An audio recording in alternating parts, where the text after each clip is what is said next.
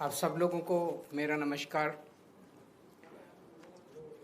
आज मैं हमारे देश के जेनजी से बात करने के लिए आया हूँ। हमारे देश के युवाओं से, स्टूडेंट्स से सीधे बात करने के लिए आया हूँ। आप सब लोग समझदार हैं, पढ़े लिखे हैं। मेरी बात को बड़े ध्यान से सुनना और गौर करना। नीट का पेपर लीक हुआ है। हर बार की तरह इस बार भी जांच सीबीआई को सौंप दी गई है। हर बार की तरह इस बार भी सीबीआई ने 10-15 लोगों को गिरफ्तार कर लिया है। हर बार की तरह इस बार भी 3-4 महीने में ये सारे छूट जाएंगे, इनको बेल मिल जाएगी। और हर बार की तरह इस बार भी ये सारे छूटे हुए बदमाश फिर से अगले साल के नीट के पेपर को लीक करने की तैयारी शुरू कर देंगे। मैं आप सब लोगों से पूछना चाहता हूं, थक नहीं गए ये सब सुन सुन के? बड़ी घिसी पिटी सी स्क्रिप्ट है, बड़ी घिसी पिटी सी स्टोरी है। सीबीआई पे भरोसा बचा है क्या? सीबीआई कुछ करेगी? 2017 में पेपर लीक हुए, सीबीआई को जांच सौंप दी गई। आज तक सीबीआई ने कुछ किया? फिर 2021 में पेपर लीक हुए, सीबीआई को जांच सौंप दी गई। आज तक सीबीआई ने कुछ किया? फिर 2024 में पेपर लीक हुए, जांच सीबीआई को सौंप दी गई। सीबीआई ने कुछ किया? फिर 2026 में अब पेपर लीक हुए, जांच फिर से सीबीआई को सौंप दी गई। आपको लगता है सीबीआई कुछ करेगी इस बार भी? और 2024 में तो हद ही हो गई।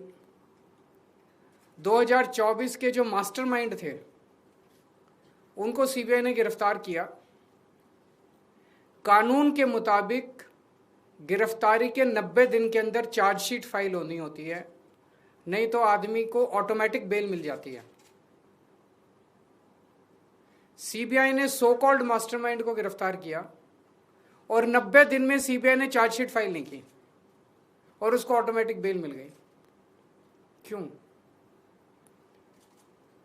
आपको लगता है कि सीबीआई ने इसलिए चार्जशीट फाइल नहीं की क्योंकि सीबीआई इनएफिशिएंट है? ना, सीबीआई इनएफिशिएंट नहीं है। सीबीआई में बड़े अच्छे अच्छे अफसर हैं। क्योंकि सीबीआई उन्हीं लोगों को रिपोर्ट करती है जो इस देश में पेपर लीक करवा रहे हैं। सीबीआई किसी को सजा दिलवा ही नहीं सकती। एक बार इस सारे देश की भी बात करते हैं। 2014 से जब से मोदी सरकार आई है, टोटल हमारे देश में 93 पेपर लीक हुए हैं, 93। और इनमें अधिकतर paper double engine, triple engine की बीजेपी की, एनडीए की सरकारों में लीक हुए हैं। लगभग 6 करोड़ युवाओं का भविष्य इन 93 पेपरों में बंद था। 6 करोड़ लोगों का भविष्य बर्बाद हो गया इन 93 पेपर जो लीक हुए। इनमें मोस्टली पेपर लीक हुए राजस्थान में, उत्तर प्रदेश में, उत्तराखंड में और गुजरात में। इन 4 राज्यों में सबसे ज्यादा पेपर लीक हुए। इन चारों राज्यों में बीजेपी की सरकारें हैं। तो ये इत्तेफाक नहीं है कि इन चारों राज्यों में बीजेपी की सरकार है, केंद्र में बीजेपी की सरकार है, नीट का पेपर लीक हो गया। और अभी पिछले 1-2 दिन से खबरें आई हैं, ये जो नीट का पेपर लीक हुआ है इसका एपिसेंटर भी राजस्थान है। और इनमें जो 2-4 लोगों के ऊपर सुई गई है वो भी बीजेपी के नेता दिखाई देते हैं। तो इससे शक तो पैदा होता है कि क्या इन सारे पेपर लीक में इनके नेता शामिल हैं या इनकी पार्टियों का या सरकारों का संरक्षण है, या सीधे सीधे इनके नेता ही पेपर लीक करवा रहे हैं, उन्हीं का धंधा है ये। और अगर ऐसा है तो सीबीआई की जांच इसमें बेचारी क्या करेगी? सीबीआई इसमें बेचारी क्या करेगी? तो मेरा जेनजी से सीधा सीधा, देश के युवाओं से सीधा सीधा पूछना है कि ऐसे ही चलेगा या कुछ करना है?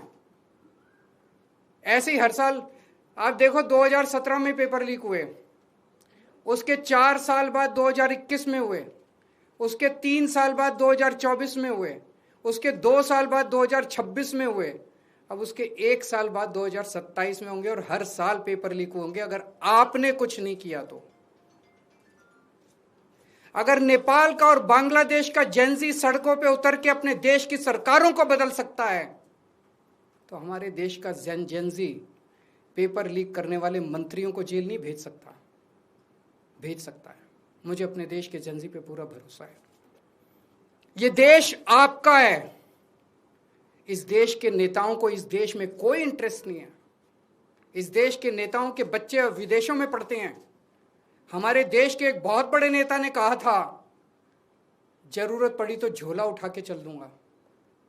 मैं और आप तो झोला उठा के नहीं जाएंगे ना। हमारे बीवी बच्चे तो इसी देश में रहते हैं। हम तो इसी देश की पैदाइश हैं। हम तो इसी देश की मिट्टी के हैं। हम तो इसी देश के हैं। हमें तो इसी देश में रहना है, तो बचाना तो इस देश को हमें और आपको ही पड़ेगा।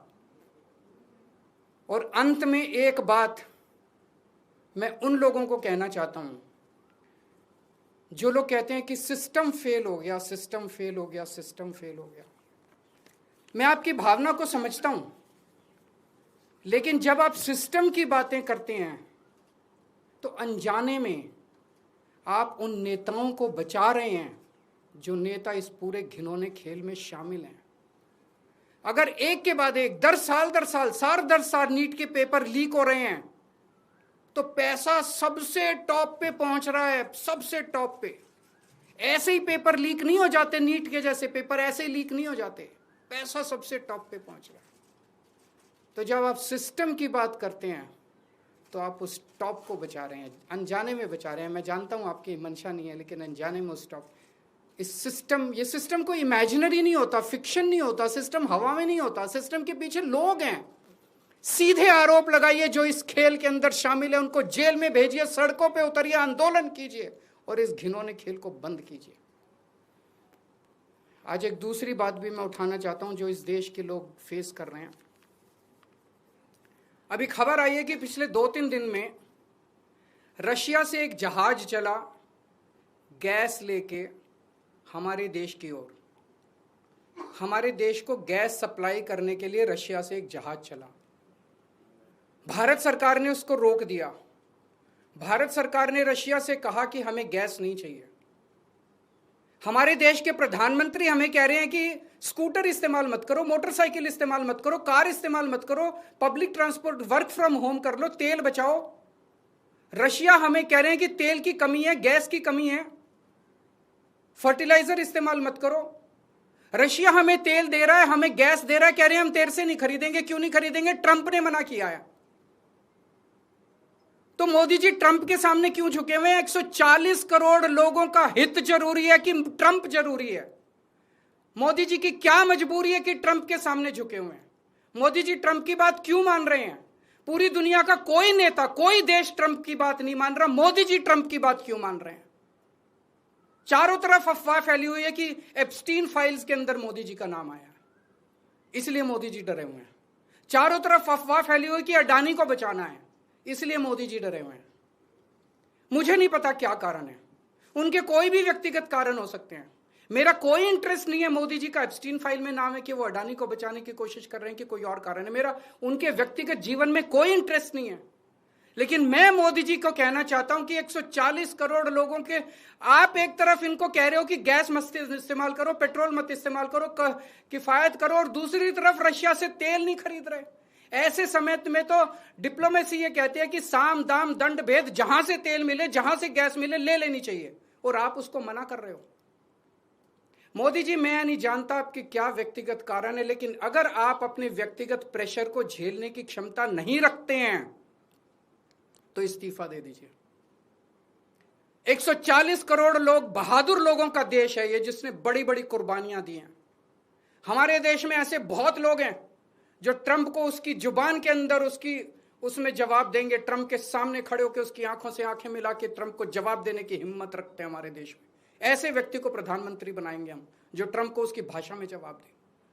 हमारा देश महान देश है, 140 करोड़ लोगों का देश है। ट्रंप को हमारी जरूरत है, अमेरिका को हमारी जरूरत है। दुनिया में सबसे बड़ा मार्केट